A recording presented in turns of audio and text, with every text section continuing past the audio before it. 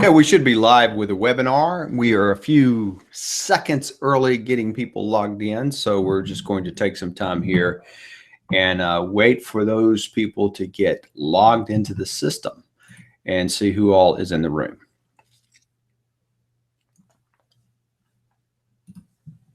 So we will be starting in just about 1 minute.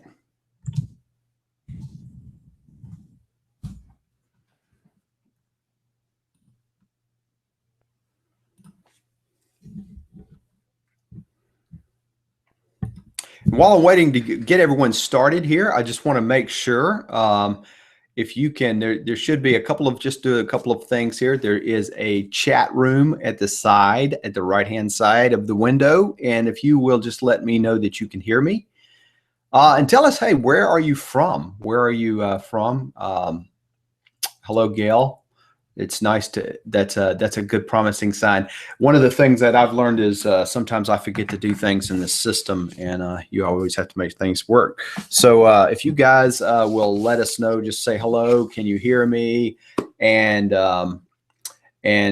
just where you from will be awesome. So we see Susan and Stephen and Jennifer, and some of you are getting in, and I know it takes a few minutes sometimes for it to get everybody in the door. We have well over 100 people registered for this.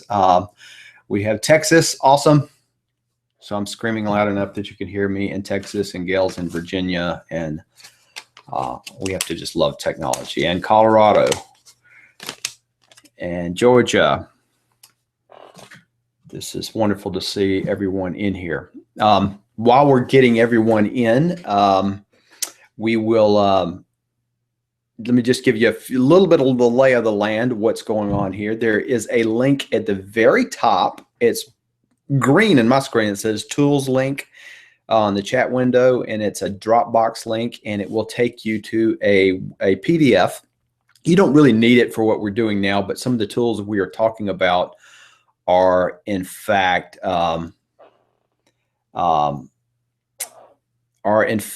embedded in that link. So some things that you may be interested in with. So the slide there should say, what you should see in front of you is teach your kids to manage their time. And it has our website address, AskDrCallahan.com.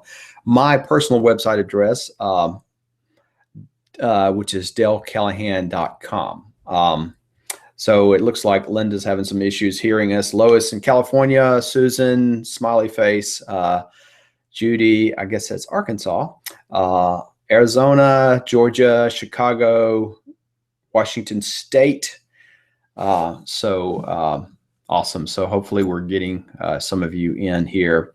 Again, there's probably 100 or so people registered for this. This has been a very popular topic for us. I'm not sure why. I can guess. I am going to, yes, I'm going to send this link right here. Also, again, in the chat box, there's a link. So it should be at the very top. And yes, you will be getting this link on the email after, in about 2 hours from now. This whole thing will be emailed back to you for a replay, and in the email it will have the link. And of course, if it does not, you can email us directly, and you can email me. Just let me throw in my email address here. Get to me directly, and it's Dale@DaleCallahan.com. Deb is having some issues with the, you can't hear or see, so I guess there's no point in me saying anything. Some of you are having issues. There will be a replay though for some of that. Susan, you're asking a question. If you click on it, will you take you away from the webinar? I think it will open up another window, but you don't need it right now. If you want to do that, we will talk through some of it. But it looks like at least most of us are getting started. I will be trying to answer some questions intermittently, and then going back. We'll just kind of see how time runs with this. But I want to get through. I want to be respectful of your time. First of all, I do want to say that this is a live webinar, and this is Dale Callahan. So hello, to see you there and to be part of this. We are broadcasting here from our offices. And so I'm going to go back to the screen. So let's just say we are live. So, because people always ask that, is this a live webinar and or not? We are using a tool called Google Hangouts, and so sometimes there is some issue. So again, it looks like maybe me jumping back and forth caused a few issues. So if you can hear me still, if you will say yes, can hear, you should be able to hear. Debbie, as you refresh the page, should be able to hear and see the screen that says teach your kids to manage your time. So if you can do that, if you will just say yes or something to that effect, and then I'll know at least one of you is hearing it, and that would be awesome. There's also a bit of a delay sometimes on this because of the nature of Google Hangout. Well, actually, it's an FCC rule, but there is a few second delay, which can cause some little issues. And if you're having an audio issue, a couple of you are saying you're having an audio issue, probably the best thing to do is just drop off and then drop right back in. Again, we're using internet tools. All right. Hopefully we've got at least most of you covered. If you can't get to this, we will be doing a replay and it will come to you automatically. And of course, we're always here to help you. So let me tell you a little bit about what we're doing today. We are in the mode of, we are with Ask Dr. Callahan, and just so you know a little bit about us, that's our company. You can go to our website. We sell high school math and products, primarily college-based material. I am Dale Callahan. I'm a professor of engineering at the University of Alabama at Birmingham. So a lot of this is going to be related to both of what I see at the university and what we see in the world of homeschoolers. This is primarily based on homeschoolers. I do happen to know I have corporate people on here because a lot of corporate people have these same exact issues. And we teach this in the corporate setting quite often. So let me just jump right in here to a couple of things. There's two big challenges that cause students to drop out of colleges. And this is coming from the faculty I run into that deal with undergraduates. I don't typically teach undergraduates. I'm typically dealing with professional. The two challenges that we see of why we lose students. Now, you have to understand from a university perspective, when we lose students, when they drop out, it loses us money. We're a business. So we don't like to lose students after we've gotten them and we've gotten them started. But the two challenges, according to the faculty, and by the way, this is nationwide data, probably it's worldwide data, but certainly is prevalent in the United States. And the first one is debt. Yes, believe it or not, student loans is one of the killers of why people get out of education and they quit school. Now, I'm not talking about that today, but I did want to throw that up. If you're not a fan of Dave Ramsey, he's the answer to that. Basically, he would tell you don't go into debt to go to college, and makes it pretty simple. But yeah, we do see that. We see that it's a huge burden, and obviously, I coach a lot of professionals who are many years out of school. They're in their professional degrees. They make a lot of money, and they're still burdened by student loans, and it's actually making them make some unwise professional decisions because of these loans. The second thing that kills them is they can't manage their time, which is what we want to talk about today. And this is almost silly. In the sense that the faculty, when you look at it, when it comes down to it, there's all these reasons they can't meet deadlines, they can't do things, they're overwhelmed, they're going to parties, they're doing all these crazy things. But essentially, it's a time management issue. They cannot manage their time. That's what we want to focus on here today, is how do you teach your kids to do this? I'm going to go over a couple of different goals, and I'm going to do it relatively quickly, I think. These are things that we do in our home, but these are also things that we do when I coach professionals. So this is very much the same stuff. And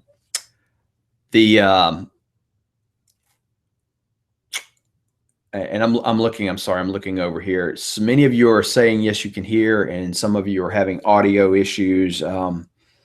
and looks like it's just some of you. So apologize for that. The world of technology. But again, we'll take care of, help you out in the end in any way we can. So let's hit goal number one. We want our kids primarily to take responsibility for their time. Now I was talking about this to one of my mastermind groups the other day, and they were telling me, well, we hate the word responsibility, which is our culture. We like habits. So I got AKA winning habits. We want to teach our kids to have some winning habits. So how do we do that? First, we have to understand what you are doing here is you're trying to market to your kids. You're trying to sell your kids on an idea. Now, that sounds a little different maybe than what we're thinking of as parents, where we tell them what to do. But again, I'm talking primarily to people who are kids in the 7th to 12th grade who are planning to move to college or career. We have to understand how to get our kids to motivate themselves. You see this little figure right here in front of you that's got the you put the carrot out in front of them. That tends to be the old motivation style of what we used to do. That doesn't work anymore. This is a quote from Daniel Pink's book, Drive.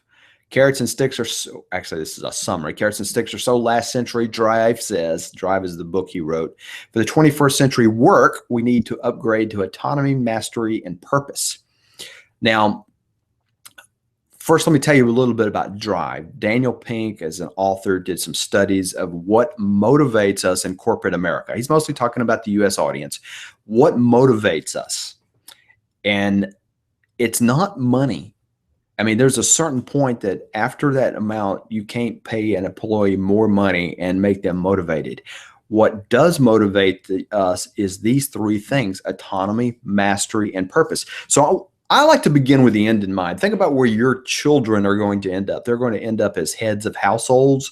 They're going to end up in the corporate world, or maybe end up in the in maybe a missionary or a church world. And I'm going to just throw that as corporate because it's, operates very much the same.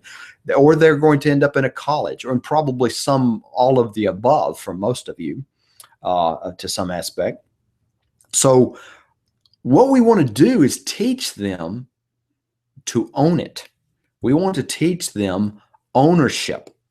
That's where autonomy comes in. I want to let my kids decide what tools to use, let them decide their schedules, and let them design a work plan with your guidance, with our guidance. So let me kind of stop right here for just a second, explain to you what we do in our home. And I would say at the 6th grade and beginning, but really it's before that. When we look at homeschooling, we pick out materials. Obviously, we're going to say you're going to cover math and English and you're going to cover the subjects. But we start letting the kids get very involved in picking what curriculum to use, what material to use, how we do these things. Our 14-year-old son has laid out his schedule that he finds out that works for him. Of what order he does things, how he does things, what time in the morning he starts doing things. And what we're trying to do is get them to design a work plan that fits them. Now, it takes mom and dad's guidance, just as it works in corporate America. It takes the boss's guidance, maybe. You've got to have some guidelines, and you've got to have some frameworks, and you've got to have some deadlines. But there are some things here that what we're trying to do is get ownership. And this is where the autonomy comes in. Kids want to, just like we do, they do not want to be micromanaged. And especially as they get older, and it's not to our benefit to micromanage them. As we run into parents all the time with, I think homeschooling, I've realized, probably is more accurate, it's probably one of the toughest jobs in the world. Now, I used to say that, I think it's one of the toughest jobs in the world. And so, because I kind of, it's a platitude maybe. And I said it because I was repeating what everybody else has said. But as we've been in this business, and as we've talked to hundreds, if not thousands of people through email, through phone calls, and watching what goes on in my own house with my wife and my kids, it is one of the toughest jobs in the world. when you've got multiple subjects you're covering, different kids, different personalities you're trying to teach and you're trying to lead. It's different than when I'm the boss. I've still got different personalities to do, but I'm assuming I've brought in some skills. I am trying to educate them, but I don't have, when I'm in charge of a software development team, I'm not doing software development 1 minute, project management the next minute, English the next minute, math the next minute, science the next minute, and then running them to karate the next minute. And, it's a challenge. So I say all that to say autonomy, teaching your kids autonomy is in your best interest, because it helps, take some of the load off and moving the responsibility. Mastery is the second thing. When you have autonomy, we get mastery. People decide they want to master something. Mastery is without ownership is impossible. So think about this. If your son or daughter if you want them to be an expert in piano, it's really hard to demand somebody be an excellent piano player, because you have to own it. To want to desire to develop mastery of any subject requires ownership. It's only when they begin to own it that they begin to take it and move it to the next level and really do things. So autonomy kind of will lead to mastery. Now let's be fair. That doesn't mean they're all going to want to be masters of English, grammar, or math or anything else, but they are going to want to master it to some level. Even if that level is, I want to master it enough to get done. Now, the purpose is the third question we want to deal with, is the why question. Basic answers are great, but the why has to be their why. So let me explain to you what I mean here. And I'm sure this is things that you've dealt with. When you try to explain to a kid that, hey, you need to learn math because the world operates on math, and oh, you like to make money, don't you? Well, you need to be able to count money and be able to manage money. Well, you want to do these kind of things, or you need to learn English so that you can not look like a fool. What we're doing when we do that is we're trying to give our kids our reasons they should care. What we have to do is work with them and develop their reasons. What is their purpose? This is not an overnight thing. This is somewhat challenging sometimes to do.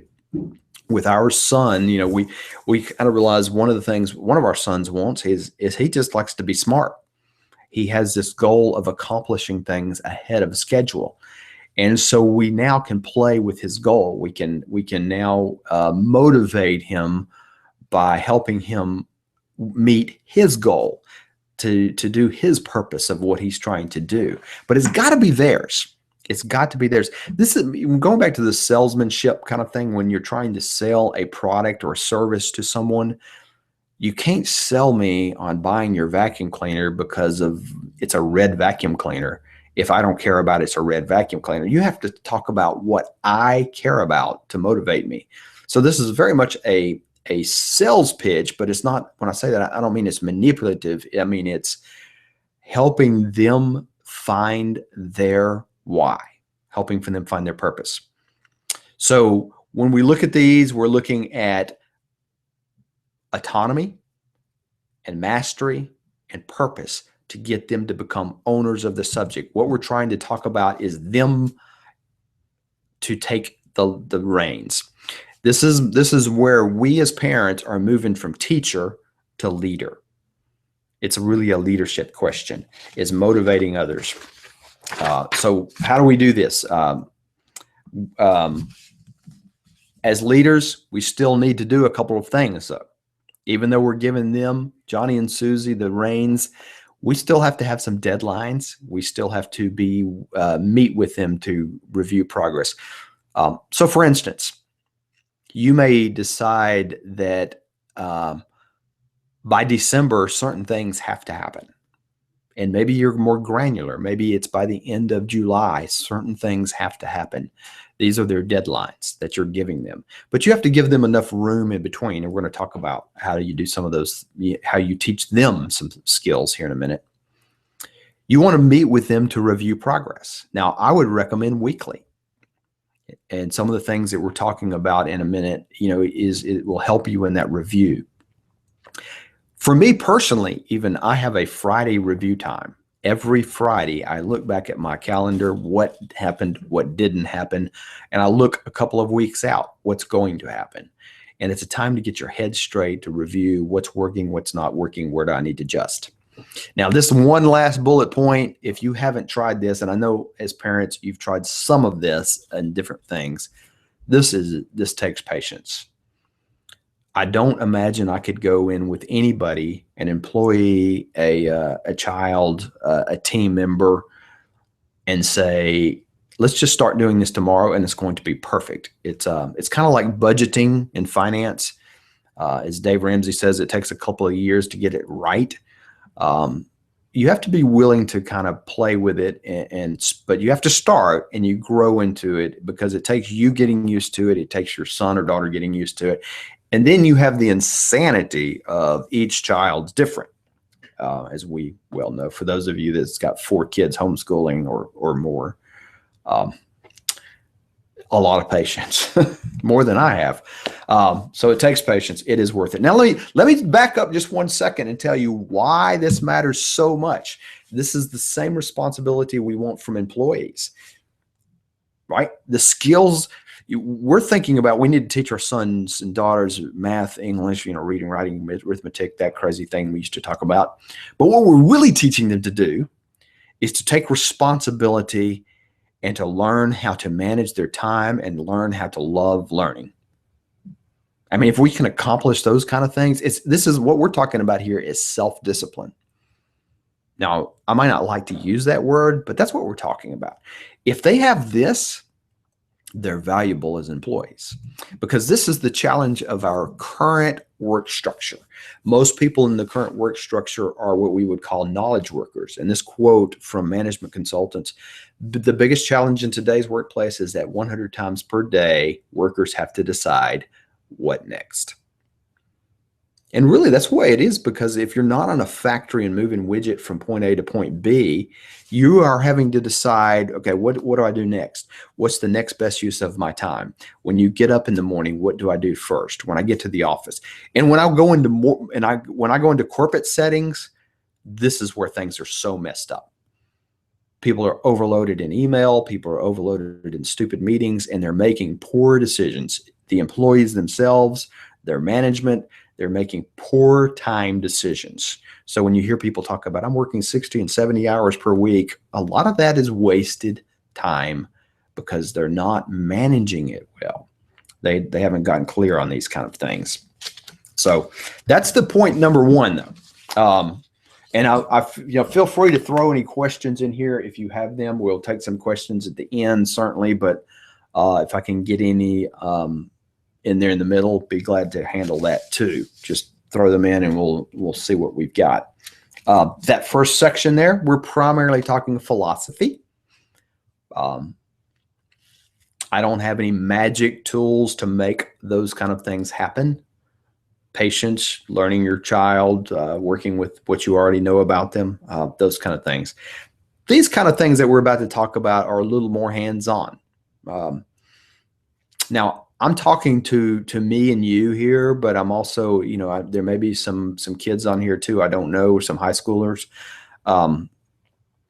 So this applies to us, but what I'm really talking about is teaching them to do what I'm about to talk about, teaching them to plan.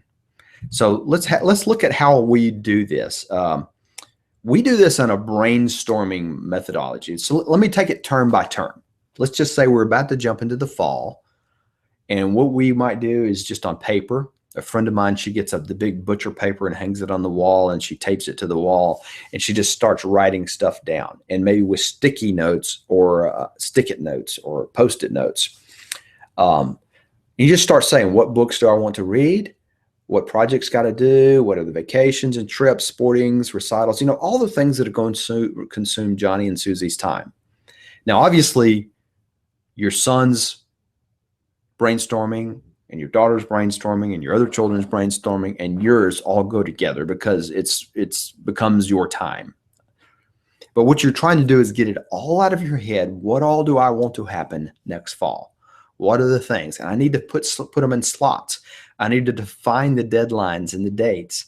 And I need to move these things to a calendar. We'll be looking at doing some of that. And then I need to even put on, when are the weekly reviews? Put those on the calendar. When are the weekly reviews with you to track progress? Again, I like to use Fridays, and it just whatever makes sense to you, but I have a chunk of time on Friday that does, or 2 chunks of time on Friday, but one of them is a weekly review, and just to look and track in progress. On Friday at 11 o'clock, I have a staff meeting that's usually a very short staff meeting where we review progress and what's each person on the team going to do for next week. So those kind of things are very helpful. Even though they may seem like a waste of time, it kind of keeps everybody's mind in gear of what's going on. Then we want to create a start date in 2 weeks in advance and break projects into 25 to 45-minute chunks. So let me, this brainstorming thing, it takes a creative element. This is an example of something. This is probably something like what my wife might be doing is using Post-it notes, just writing junk on them, sticking them up, moving them around. Post-it notes are awesome. Matter of fact, in the corporate world, it's one of our favorite tools, Post-it notes. We can move them around. We can do all kinds of things to plan projects. So let me give you a 5-step project planning. This applies pretty much to anything, but I'm going to try to apply it to school lessons. Number 1, define the goal and the deadline. And I'm gonna go over an example in just a minute of doing this, but list the steps needed to accomplish the project. Give each step a deadline and make sure the times fit. Do the first step now. I cannot emphasize that point enough. I'll show you what I mean by that.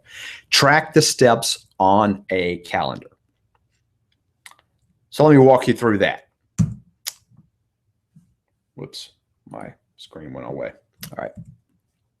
Here's an example project that you may have for your school. I want a 5-page report on the American Revolution, and it's due by October 16th, which is a Friday.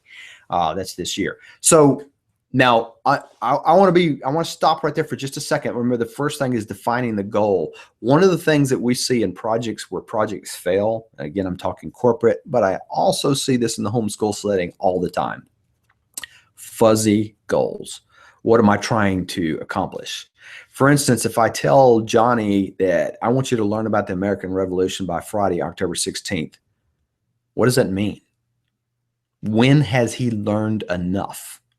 I mean, that's one of those subjects I can read a little wiki article and, be done in 5 minutes, or I could spend a lifetime on it.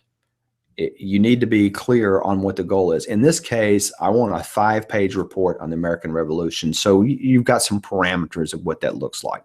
This is, again, I see this in the corporate world constantly where people have very fuzzy deadlines. They have a very fuzzy goal. They don't really have an accomplishment. You put it in another term. I see a lot of people, I'm trying to lose weight by October 16th. I want to have, because I'm going to some event, but lose how much weight? How do you know when you're done? You're not going to 0. What's enough? Being clear on what you're after.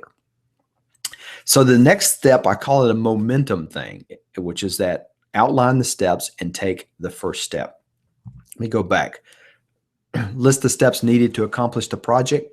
Then number 2, there's very powerful momentum there. So, and then since it's due on October 16th, I know I need, now this is for me, I usually work in 2-week increments. If I've got a talk I'm doing in front of a group or something, I try to plan 2 weeks before. Sometimes I'm planning 30 minutes before, but usually I start planning 2 weeks before on any project. Some projects are going to be bigger, some smaller, but 2 weeks is a pretty good interval. So how does that look? So let's say you've now given, let me go back. You've given Johnny this assignment, and he does that first step. He outlines it. Now, when I used to teach and we would give projects at the university, and I would teach in it was in a elective undergraduate class to seniors, and I would give them a project. There was always people who would walk away, and what do? They start the project the night before. And then there was a couple of people, and by the way, the minority of them, that would sit there with a piece of paper, especially if it was a group project, right after class would be over. They would sit there and get together, and they would huddle, and they would do what you see right here. They would define the steps. They were so much further ahead. And of course, they were always the best people because they had a plan. So revolution. This is just an example. I'm going to find the 3 sources of information. Number 2, I'm going to review the sources in scan mode. I don't have to read everything. I'm going to take notes. I'm going to decide on my theme. I'm going to outline the paper in block form. In other words, I'm going to just draw a block and maybe point 1, point 2, point 3. I'm going to outline the draft in that's Microsoft Word is what that's supposed to be. And it may be your total choice, but whatever word process. I'm going to do an outline. I'm going to find details on the stories, and then I'm going to edit the paper. So this is kind of a step-by-step what Johnny's got to do. Now, so there's the plan. Let me just step back here for a few minutes. So we did number 1, we defined the goal and the deadline. Mama kind of did that for us. Number 2, we listed the steps needed to accomplish to get the project. Okay, number 3, give each step a deadline and make sure the time's fit. Okay, so let's go back here and say next step is to take that same thing and give it a date. Well, it's September 21st when Mom gave this to me, so that's what I'm doing. Remember I said do the first step now? So think about this. I've got this thing on American Revolution. It's fresh in my mind. I probably just finished studying some point in history. So Johnny can go say, well, I'm going to go grab this book, and this book. I'm going to stick it over here in this stack. Now I've gathered my sources. I have momentum. I might do this if I'm painting the house. You know, the first thing I want to do is pick a paint color. Well, I want to stop by Sherwin-Williams or someone and get paint samples. You know, you gather momentum. And then what we're going to do is we're going to review the sources in scan mode. Remember I said 2 weeks out. So the 2 weeks out date here is October 2nd. So now what I'm going to do is I'm going to just put dates on these things. There's nothing magical about the dates I do. Actually, the way I would do this is put the first point on October 2nd, put the last point on October 16th, and just try to move them around to make sense. This is the way we typically do projects. Even with teams, we do projects very much the same way. So I'm going to take notes on the story element. I'm going to give myself a couple of days of that. I'm going to decide on my theme of the talk or the paper. October 6th, I'm going to outline it October 7th. Notice by Friday, I like to put things on Fridays. I'm going to outline the draft that first week. October 6th, 8th and 9th. The 9th is the Friday, I believe. Find the details on the story by the 13th, which is the Monday, edit into a final draft. And you see, I'm just moving ahead to get this done. Nothing fancy. But what now I have is I have a framework. Now, if you can teach your son or daughter this, and they can learn to, this is not something you're going to teach them, but if they can learn to do this, if they can develop their own style about it, you have taught them an extremely valuable skill that I wish everyone knew how to do. There are entire careers. There's an entire career field called project management that basically is this. There are massive amounts of people hiring project managers and senior project managers, and all these corporations is one of the most domineering fields out there for all these corporations. And what I'm talking about right now is teaching your kid how to be able to do what a lot of people in corporate America cannot do, and a skill that pays very, very well. Whether you're in the building sciences world, or you're in engineering world, you're in a software development world, or you're just in a business management world, this skill right here is one of the key ones. Matter of fact, there's the Project Management Institute, PMI.org. It's a huge thing. I'll just leave it at that. So this kind of thing. I'm gonna show you some tools that I kind of use to do this in just a minute, but this is the general idea. I'll welcome any questions on any of this if you have. I'll take just a note here for a second. I noticed some of you are having to drop back in and come in and out and having audio and technical issues. Sorry about that. That's the fun of technology. But hopefully we've got it in. I'm not hearing a lot, so onesie or twosies of these things. We actually use this tool to have a meeting once a week with my mastermind team. And then we're all over the world, a team of us that meet together once a week, and we're always having these same kind of issues, dropping in, dropping out. A little frustrating at times. All right, let's jump into point number 3. Teach them to plan the week before it starts. And what I've got these down as goals, because I think if I'm teaching my son or daughter, these are kind of goals I have. I want them to take responsibility. I want them to plan big term by term, to learn how to plan. And goal number 3 is I want to teach them to plan each week at a time. So again, this is a little bit of review. I tend to use Friday afternoons for this. I pick a review time. I have it on my calendar to do this. I review any unfinished projects, and I look 2 to 3 weeks out. Now that's magical for me, looking 2 to 3 weeks out, knowing what's coming, knowing that I've got to be in some city doing a presentation on this day, knowing that I've got a meeting with somebody on this day to talk about a project, and it helps me walk into these kind of things prepared, and it helps me to get thinking ahead of time.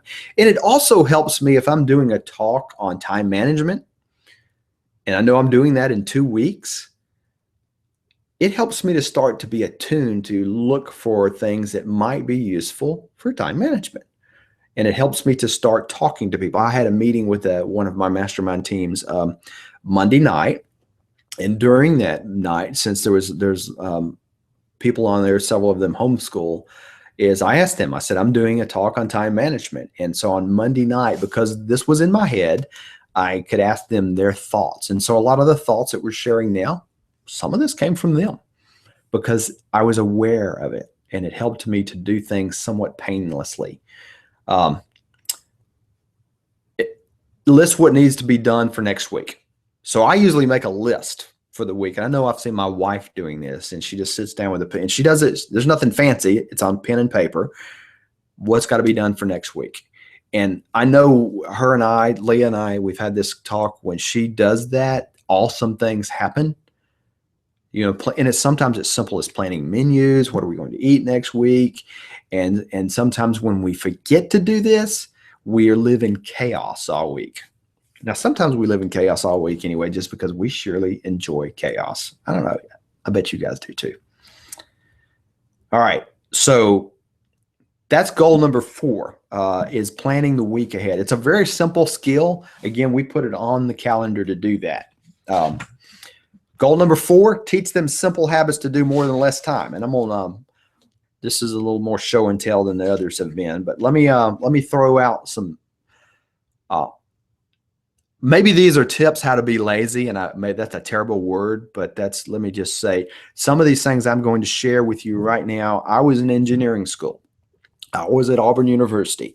I had spent most of my entire engineering school in what I would call procrastination mode, meaning I would go home with the intent to study, go home from class with intent to study, sit down, find 101 ways to procrastinate, but always hanging over me was studying, right? Well, I got to get back to studying. I got to get back to studying. I got to get, all the way until the night. And then you just give up, and then you wake up the next morning. And if there's a test, you wake up early and hopefully in a panic, and y'all know the mode, right? It's constant panic mode. The very last couple of semesters at the university, and I was taking the worst load, I just learned some tricks. It was the easiest. I went from worrying constantly to coasting almost. I had the hardest courses. I made the best grades, and I did more fun stuff. So some of these are some of those things I learned. Number one in reading. And as of course, we're always reading a lot. So I started, and these were friends of mine or some people that were mentors that kind of helped me do this. They would say, why are you reading? Are you reading this for enjoyment? Are you reading trying to get specific information, to report on the book, to gain knowledge, prepare for a test? Because I used to think I had to read every word, and I felt guilty when I didn't. And this was one faculty member said, you don't have to read every stupid word. He said, you know what's going to be on my test. You know the things I talk about. Go flip through the book real fast, get those points. And he told me this trick. He said, I'm going to tell you this, Dale. If you will flip through the chapter, just flip through it. Look at the diagrams. Look at the things in bold. He said, you'll be the minority. Because most people buy the book and never open it. And I'm going to just tell you as a faculty member, that's true. People don't even open the book. It's a joke. Yeah, we have this book for this course. And I even used to make a joke about it when I was teaching in the undergrad world. People don't open the book. So if you just flip through the chapter, you're amazing in terms of what you know.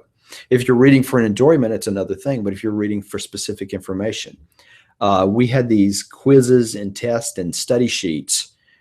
Sometimes faculty will hand out, well, study to the study sheet. Flip through it. Okay, you don't have to read word for word. So that's one of the most amazing things that we did. Now, the other thing I do is speed reading kind of idea, and I'll show you that. Will I show you that in a minute? I have a link in the download, and it's to how to read a book in 30 minutes or less. It was actually, I tried it, and I put a blog post together. I think I put a podcast together with it of how to read a book in 30 minutes. I literally read a book in 30 minutes. Stunned what I got out of it. And I timed myself, and I think it took me 20 something minutes to read a book using a skimming technique.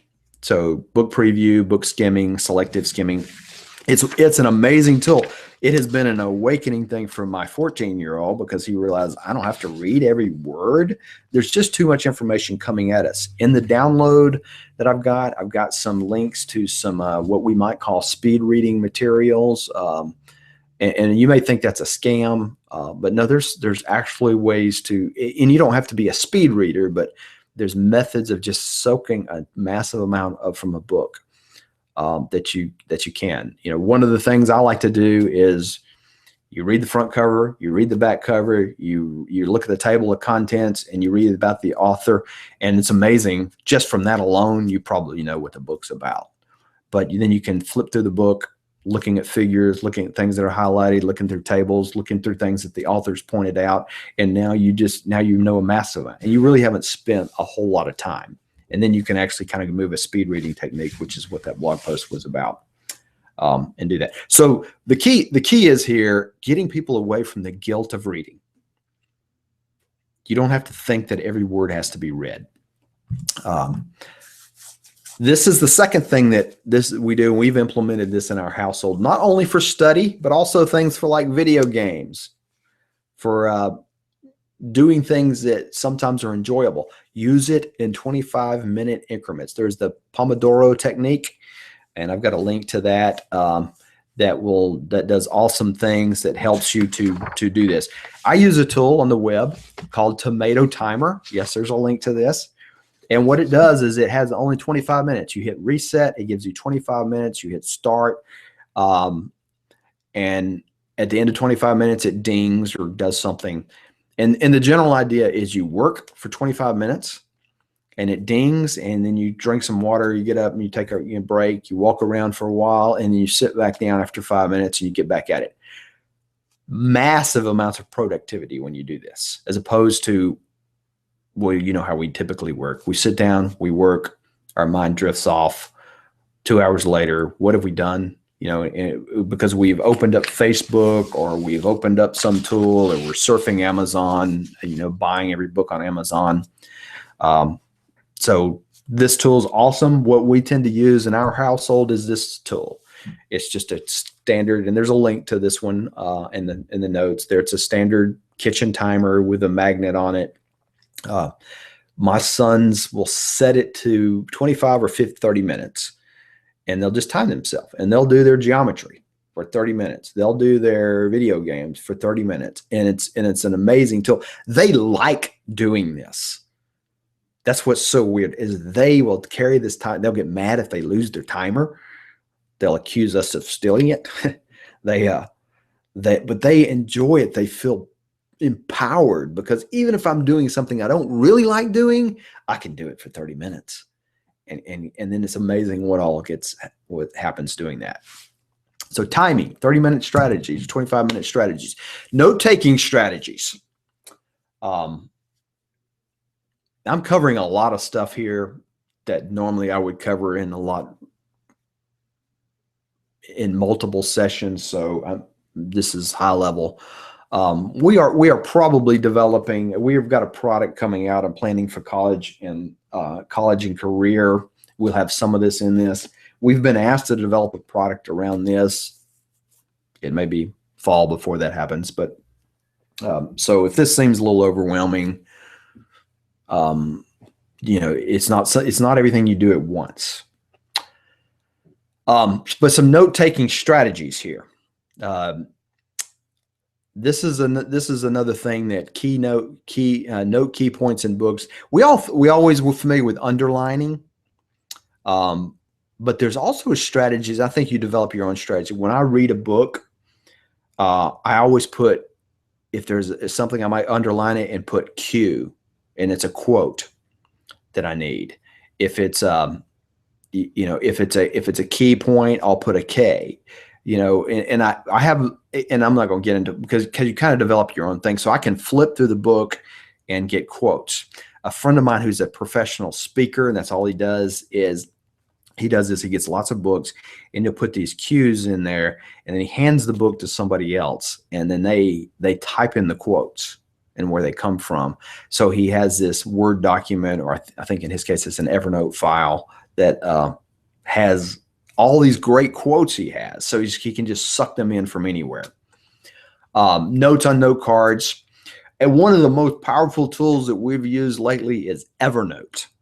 It works on the Macs, on the iPhones, on the Droids, on anything, on iPads, and the camera on the iPhone. This is my wife's entire tool and this is from a parent's philosophy, but she'll take a picture of something and she'll have it in Evernote, and there's her file of what Johnny or Susie have done for the week, for the month, or for the year, or for however. She's got a record of it. It's electronic. It's easy to do. But also, you could do this, or your son or daughter could do this. So one of these tools that we use is mind mapping. And you can find a ton of stuff on the web about mind mapping. There's even software for mind mapping. But if you're taking notes on a book or you're listening to a talk, sometimes when we listen to sermons, for instance, we may mind map them. What's the 3 or 4 or 5 key points, and what's the subpoints of it? It's kind of a fun way to take notes, especially if you're visual and artistic. I'm not either one. Matter of fact, if I did this, you wouldn't be able to read the writing, but that's a whole nother story. Evernote, if you're not familiar with Evernote, it's a free tool up to a point, and it can capture stuff from the web. And it's, what the picture here doesn't really do it justice necessarily, but it's a cool tool. When I was in engineering school, this wasn't around. But mind mapping was one of the coolest tools that was around. Was these devices. Now, they weren't necessarily digital. There was maybe some that were, but when you got 5 engineering classes back to back, and you're busy taking notes on paper while you're listening, and this is true even today. If you're in a class, or you're taking a class, you're listening to a sermon, you're listening to Sunday school class, you're listening to somebody, whatever. You're taking notes. You're busy writing. And I remember the first time this happened to me is somebody told me, go in, buy one of these little stupid recorders, go in, record the faculty member, and then you can play it back on Mickey Mouse speed, about 30% faster. So a 1-hour lecture becomes a lot less, about a half an hour approximately.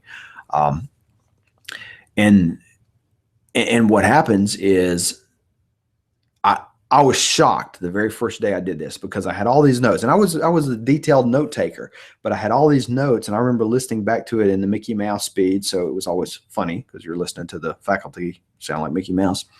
But I remember thinking, wow, I didn't hear him say that. I totally missed that in my notes. Oh, I missed that too. Because I was so busy taking notes, I was missing stuff. So what I would do is I would go to class, I would record it, take my notes. Right after classes, I'd come home at Auburn. All our classes were kind of back to back. And I'd come home and I would just sit there in Mickey Mouse speed, get me something to drink, and just sit there and go through all the classes again, go through all my notes. And really, that's about all the studying I did. All that craziness of studying because I knew it. I knew it. Then I would have some time for practice. But this was the most amazing methodology I did. Now you can do this on iPhones and Droids, and also and I've got some cool links to that on the download. So here's some other tools that I like. I'm just going to show them to you. Google Calendar is one of the most awesome. I'm going to just kind of walk you through it. Here's one particular snapshot of my calendar. This is probably a snapshot of next week. And I just want to point out some things. This is the last day there, Saturday. So if you look on Friday, the very top of the window, let's see if I can point to it. I cannot. Without it messing up, but you'll see at 2 p.m. a weekly review. That's that review time I'm talking about. That during that time, I plan for next week. You see on 9 a.m. to 11:30 a.m., there's project time for most days. Those days are dedicated to me doing projects. I don't do any meetings during those times, or I try not to. But they get focused on multi-step projects, like what we're talking about here. So the way I record projects is a little different than maybe than some other people, but that works for me. This is a tool. There's a link to this one too. It's called Kanban Flow, and it's a project management tool. It's actually free. It's kind of cool because it's colorful, and you can assign different things. You can create a flow for each one of your kids and let them go in there and build the projects. Now, I'm not going to go through this right now because we just don't have time. Here's a little bit detailed from it. You see this, create a forum. This probably wouldn't apply necessarily to you. But then there's the steps with little check boxes. Display the user's post count, do this things, and you can step off. And what happens is you as the parent could look in here and see, how they're going and how they're tracking. And because it's web-based, and colorful, is kind of fun. So that's where there's a bunch of tools. There's a whole bunch of stuff here. I just want to say, if we have any questions, now's the time to ask. We are about out of time. I could probably spend hours and hours and hours talking about this kind of stuff, but what I wanted to do is give you a high level of view. If you have any questions about any of these tools or any of these methodologies, please shoot them to us here in the chat room. You can also shoot them to me on this email address here, dcallahan at askdrcallahan.com. You can ask us questions on Facebook if you like. These are generally the courses, though. You're seeing some of our primary courses that we have. We have some courses in entrepreneurship and things like that too, but these are the primary courses on algebra, geometry, algebra 2, and trig, and doing these things.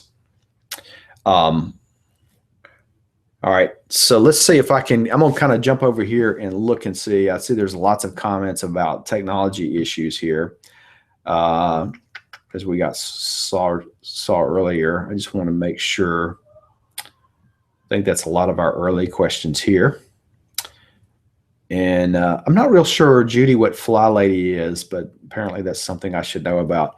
Can I show Jen says, can I show the slide with a list of tools? Let's see if I can jump back. I think you're talking about that, if I'm not mistaken. Now the download's got a lot more than this. I could probably show you the but I'll just let you download that. Again, the download's coming to you as a link also. And Tammy's asking, are there handouts with the slides and the links and the tools you mentioned? If you look at the link I sent you, and this is coming to you in the email too, but if you and I'll put it up there again. There is the link, and it's to a Word doc or PDF document, and it's got links to many of these tools that we've got here. Jackie, I hope I'm saying that right, Jackie. I came in late. Yes, you can listen later. You will get an email. It will be about an hour, but if you signed up for this, you will get an email with a replay link, and it will be this exact video, and it will have the link to the download in the email to you. What was the last tool to Kbon Flow? How is it spelled? Kbon Flow. Let me see if I can't write that. Let me jump over here and make sure I got it spelled right before I tell you. It's Kanban. I'm sorry. I always misspell that, but I'm gonna put it right here. Kanban. Whoops.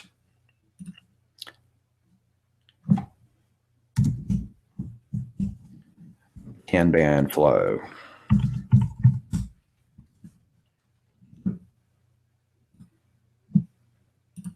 I'm trying to get the link cut and pasted to stick over there. So there is the link to that right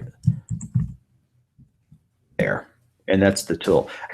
You can try it out and use it. Now Kanban Flow has a paid version too, but you probably will not need it. Using a timer, getting things done. She addresses time management for home and life. Oh, okay. You are talking about Fly Lady. Okay. Using a timer, getting things done. She addresses time management for home and life. Yeah, these techniques, obviously, these are things that are very common, and there's 1,000,001 things on it. I will say there is a book called Getting Things Done on the list. I will say if you really are crazy about this, it's probably it's more advanced. But it's called Getting Things Done. There's a couple other books on there that are awesome that are doing that. What's the best way? Megan's saying, what's the best way to stop making excuses to procrastinate? Procrastination, I think, is getting really, really good at making excuses. It's nothing. I hate to say it's nothing but raw discipline. I have found what works for me because I have a PhD in procrastination. And by the way, most entrepreneurial types do. So you might, but actually most people do, and entrepreneurs are really, really good at it. One of the things that really works for me is to have that start time, that thing I showed you on the calendar. Let me do this a little different here. I'm going to jump out of this screen and show you another screen here. If I can get to it. I think that's the screen I want to show you. Okay. This is a calendar, and I'm going to just go grab a week that's not so crazy here.